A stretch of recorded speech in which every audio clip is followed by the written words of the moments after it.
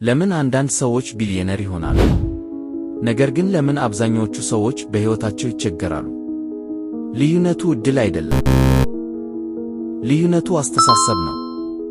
ዛሬ ቢሊየነሮችን ያስቻላቸውን 5 ኃይለኛ የአስተሳሰብ መንገዶች እናያለን። አንደኛ፣ የረጅም ጊዜ አስተሳሰብ። ቢሊየነሮች 10 ወይም 20 ዓመት ወደፊት ያስባሉ።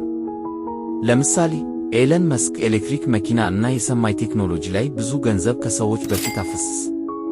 ከዚህ ምን እንማራለን? ዛሬን ብቻ አትመልከት፣ ወደፊትን አስብ። ሁለተኛ፣ ትልቅ ችግር መፍታት። ሀብታሞች ትልቅ የዓለም ችግኝ ይፈታሉ። ለምሳሌ ጄፍ ቤዞስ አማዛን በመመስረት ሰዎች ዕቃ በቀላሉ እንዲገዙ አድርጎ ረዳ። ትምህርት ትልቅ ችግኝ ካስተካከልህ ገንዘብ ይመጣል። ሦስተኛ፣ ሁልጊዜ መማር።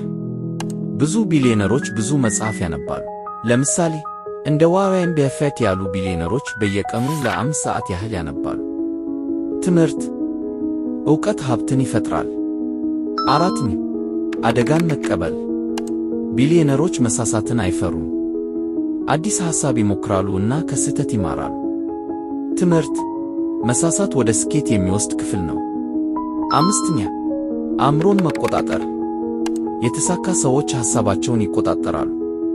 የአስተሳሰብ ኃይል ሕይወትን እንዴት እንደሚቀይር የሚያሳይ መጽሐፍ ማንበብ ተገቢ ነው። ትምህርት ሐሳብህ የወደፊትህን ይፈጥራል። እንደ ተሳካላቸው ሰዎች ማሰብ ከጀመርክ ሕይወትህ ይቀየራል። ስኬት በአእምሮ ለውጥ ይጀምራል። እንደዚህ አይነት ተጨማሪ ቪዲዮዎች ለማየት ቻናሉን ሰብስክራይብ ያድርጉ።